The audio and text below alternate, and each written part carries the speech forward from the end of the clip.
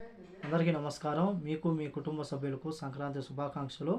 Wishes for everyone. అందరికీ నమస్కారం. కువైట్లో గత సంవత్సరం కానూను పెట్టిన విషయం అందరికీ తెలిసిందే. అలాగే 2025 కువైట్లో ఉన్న ప్రవాసులకు శుభవార్త అని చెప్పేసి కువైట్లో ఉన్న ప్రవాసులు ఎవరైతే ఉన్నారో 2025లో రాబోయే రోజుల్లో కువైట్ ప్రభుత్వం కానూను ప్రకటించనుందని చెప్పేసి సోషల్ మీడియాలో ఒక ఫోటో మరియు వీడియో అయితే వైరల్ అవుతుంది. అలాగే దీనికి సంబంధించి ఒక సబ్స్క్రైబ్ అయితే మెసేజ్ పెట్టడం జరిగింది. అన్న ఈ యొక్క ఫోటో అయితే సోషల్ మీడియా టిక్టాక్ కానీ అలాగే సోషల్ మీడియా ఫేస్బుక్ల ద్వారా వైరల్ అవుతుంది. ఇందులో నిజమెంత ఉందని చెప్పేసి కోరడం జరిగింది.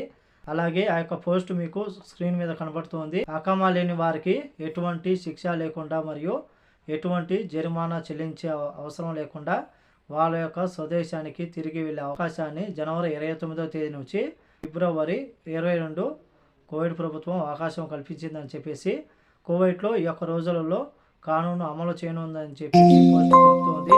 దాదాపు కువైట్ ప్రభుత్వం 7 సంవత్సరాల తర్వాత కానూను ఇవ్వడం జరిగింది. అలాగే ఈ అవకాశం అకామా లేని వారు ఉపయోగించుకోగలరు. వెంటనే మీ వివరాలతో ఇండియన్ ఎంబసీని సంప్రదించండి.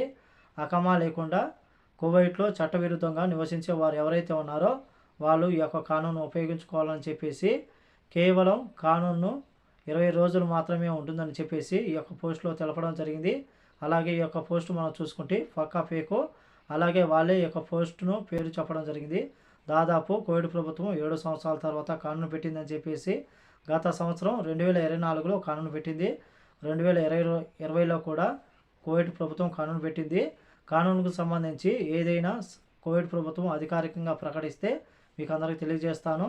సోషల్ మీడియాలో వచ్చే వార్తలు నమ్మి దయచేసి మీరు ఇండియన్ ఎంబసీకి వెళ్ళి అదే పనిగా ట్యాక్సీలో కానీ బస్సుల్లో వెళ్ళి ఇబ్బందులు పడవద్దని చెప్పేసి ప్రతి ఒక్కరిని కోరుకుంటూ ఉన్నాను.